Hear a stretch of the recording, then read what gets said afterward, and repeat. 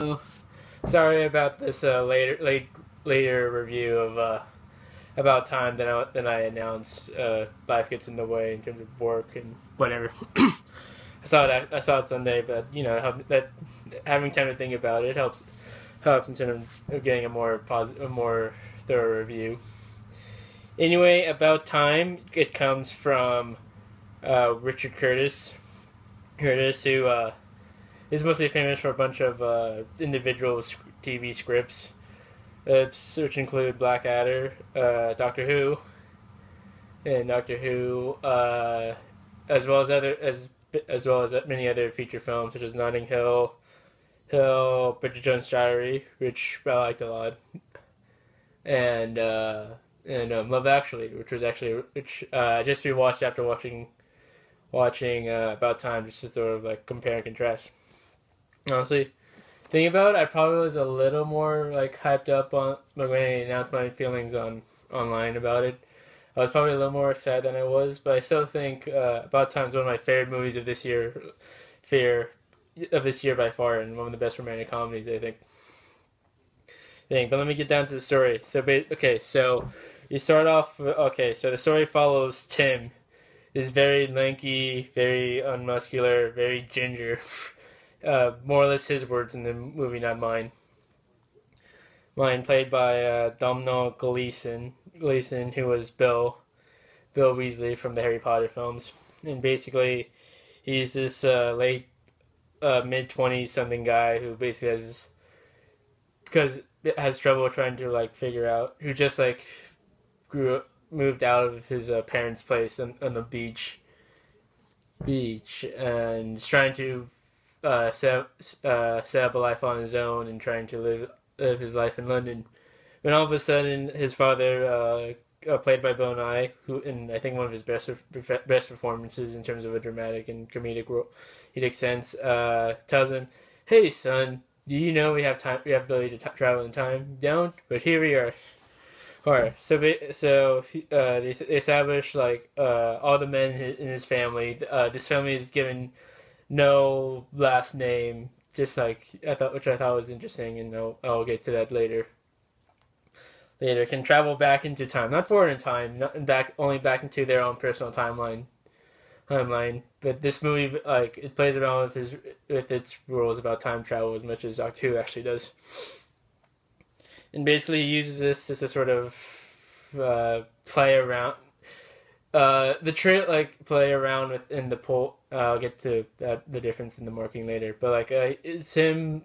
Some of the movies about him playing around, like playing around with like him in the romantic pool, or him trying to like make his relationship with his his cranky uncle play a little better. In general, like how generally as Bill Nye put in the movie, just your life the way you want it to be. And so incident like and there like and then like sort of halfway, not exactly halfway through the movie, but in the midst of all this, he goes on this blind date. Like it's one of those weird like dying in the dark dinners with strangers, and he instantly clicks with Mary, played by Richard McAdams, and they have this immediate romance, and now the movie's sort of about Tim trying to figure out how to balance what he wants from this romance in terms of like being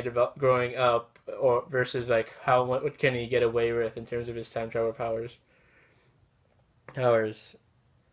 And there's no central conflict from that. Like the trailers, they make it seem more butterfly effect and twisty than it is.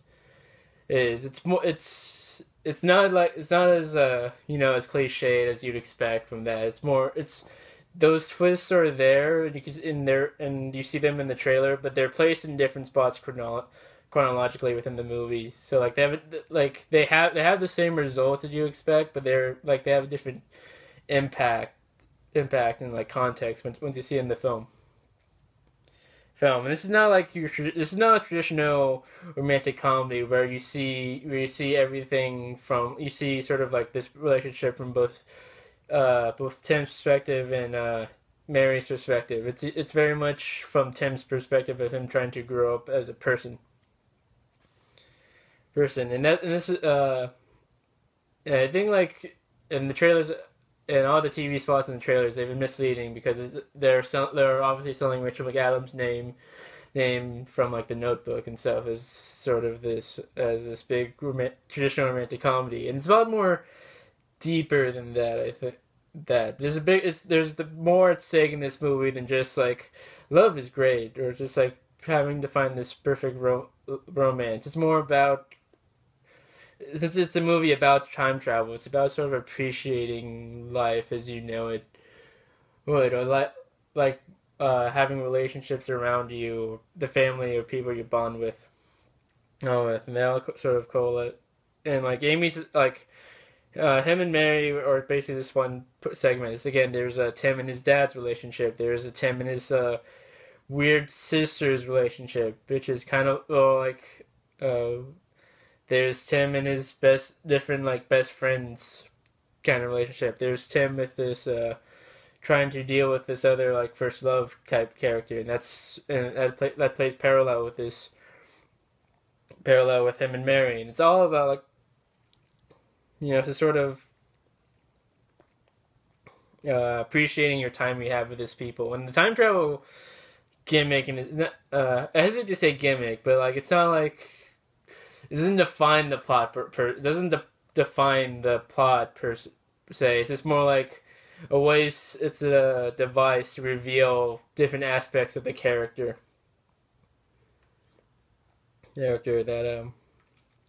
that like if you looked at it from a real person's real life perspective, like you could like sort of see yourself going through, which is I think why they just shunned away from any last names or any specific like last names or family name. It's just all about these first name people.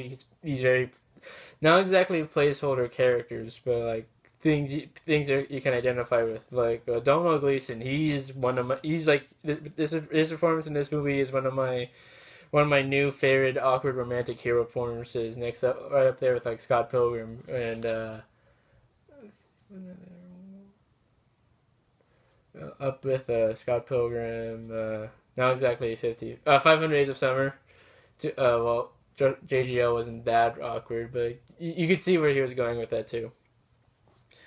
Anyway, like yeah, he's funny, he's charming. He's already by default he has the right sense of British humor, where like he's kind of deprecating towards himself when he messes up. He always seems to find a way to sort of back out of that, and he feels like a genuine nice guy. And then the time travel thing, and you see him just sort of go from one awkward scenario to another.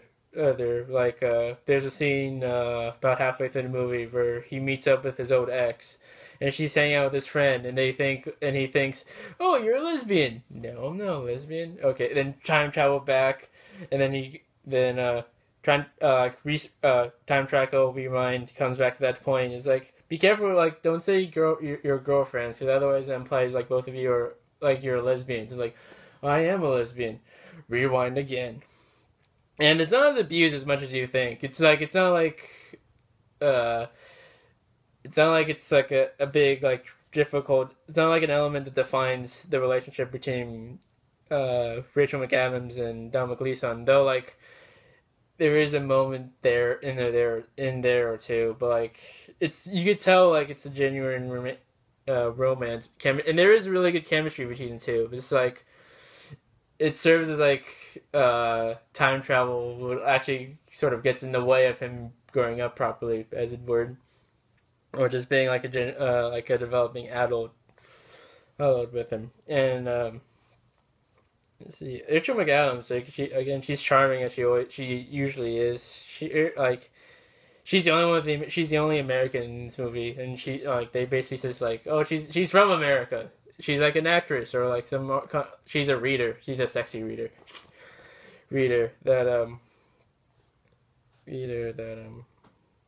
I've heard people say she's miscast, but I wouldn't say she's miscast. But like she's second a lot of the roles roles that I think are coming up nowadays. Like it's another one coming up in with Christian Wiig and Secret Life of Walter Mitty and there's it was I think it was like something like an Elysium, where it's basically this girl, this object of the our main character's affection isn't really like they have enough characterization for her to be a character, but she's mostly just serve as like this perfect idea of a woman or a girl someone would want to try to work towards words, and that sort of falls. And on the flip side of that, we have on the flip side of that, you have like the normal attempt, like romantic comedy stuff. Like again, he meets up with his ex. We have like the temptation element, and like when you add time travel to that, it's obviously like he could easily like do that if he wants. But like when you see him obviously come back out of that, then like it makes the character seem more admirable. And like he uses his time travel to not only help himself but try to help the people around him, though that has its own separate consequences. Such as this is where I get into more spoilers than more deeper important spoilers. Like there's a scene I guess I'll start with describing her his sister, who I don't know the actress. I've never seen her before, but she's basically Jenny from Forrest Gump, and she has pretty much that exact same kind of storyline. She's basically this hippie, independent, free girl, free girl who just basically does whatever she wants or has her own particular attitude and weird hair highlights in her hair, and like she's in this deadbeat relationship, and she keeps getting in and out. She keeps getting hired and fired from jobs back and forth. And then spoilers. In the trailer, there's a scene where it's a car crash, and in the trailer they assume it's his father, but it's actually her sister. And this is where the movie starts to sort of break down its own logic, where they establish like only men can travel in time, but like he just like takes her closet, hold my hand, think about it, flashback. Both of them were in time travels. Both of them time traveled back, and they bring this element of whenever a baby's born, you can't change and she changes her life, and she gets together with like one of her best friend with one of Tim's best friends, and everything's like back to normal. But then when he gets back to time, he realizes his newborn child, their genders change, and it brings up another rule that's basically like when a baby's born, like you can't change anything from before, otherwise everything about the baby changes or anything can happen. And this is where I hear a lot of the problems with some of the criticisms of the movies. Is like this movie just plays around with his rules, it doesn't set any concrete things. But I think Richard Curtis, how he does movies, like how he handles it, he's like, I think like if you're not really one to be nitpick, if you're in the mindset or in the mood of this movie, which is just all about trying to appreciate, being very appreciative with the people around you, or you're not really nitpicky about logic and you're more about emotion, then honestly I think it's fine.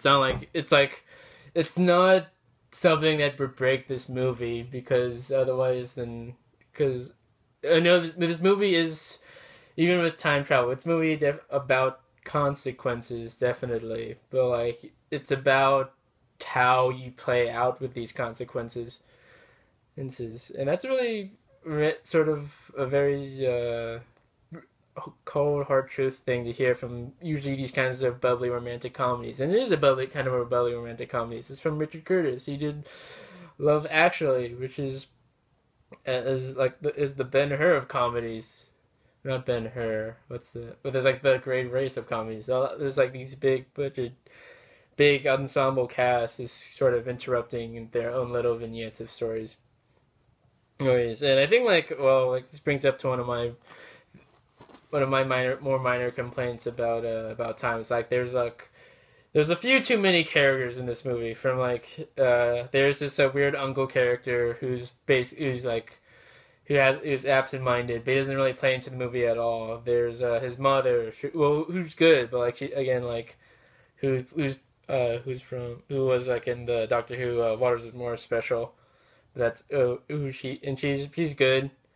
There's like he has two best friends. Both of them are he has like three best friends actually, but all of them are doofy and like goofy, but whatever. And what else? There's like these weird lawyer characters. There's these other exes. There's all these main. There's the best friend, the one best friend of Rachel McAdams. She has, like it goes to that cliche. It's like we don't have any other best friends, and it kind of it's they're not bad. They're not bad at all. Like when they're there, they're pleasant, and they have a few good lines each. But like it feels some of them can easily be removed, and honestly, there's no plot change. You could change. You wouldn't change the plot at all. Just be the exact same. And I guess that contrasts with Love Actually, which you could say like they're both companion pieces, except one's more about like what is love like. Love Actually is more about what does love mean for us? Like what would we do to fight? What would we do to work towards it? Or how does it affect us? Well, kind of. But like, what would we do to work for it? What is it about us that like what is about it that makes us human in a way? And about time is more like when you have love, how does that affect you as a person? How would you grow up having that stable relationship or that family who helps you out, even like lifts you up, even though when individually you're in a dark place, which is kind of what his sister's character is for. And it's I don't want to get into and like this movie has like ironically or I guess fittingly, it's like this very wondrous place. This movie's I think it's a little under 2 hours, but feels a little over 22 hours, which like Richard Curtis, he has that as a director, he has this weird flow where like you can latch onto it and you just like it's a movie experience. You watch and you just see this relationship develop, and it's really sweet. And like honestly, like it's the perfect day night movie. Even though this weekend everyone's gonna see Thor, we'll see the rest of us we'll see it tomorrow too. Keep an eye out for that video. But honestly, like without getting like I don't want to. Sorry if this review's fragmented. It's been a while, but like honestly, like if you want like this is easily like a must date night movie kind of thing, especially with like all those British comedies. It's raunchy. It's raunchy, but also like romantic. It's bubbly, but also like it's very insightful in the end.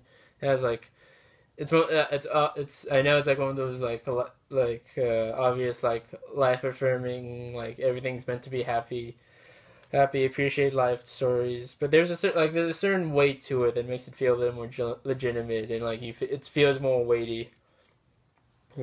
Has a lot of great comedic and dramatic performances. See this for Domhnall Gleeson and Bill Nye. Bill Nye's like the best. Is like one of my favorite British actors now. I think he's always had a special place in my heart, except for the underworld movies.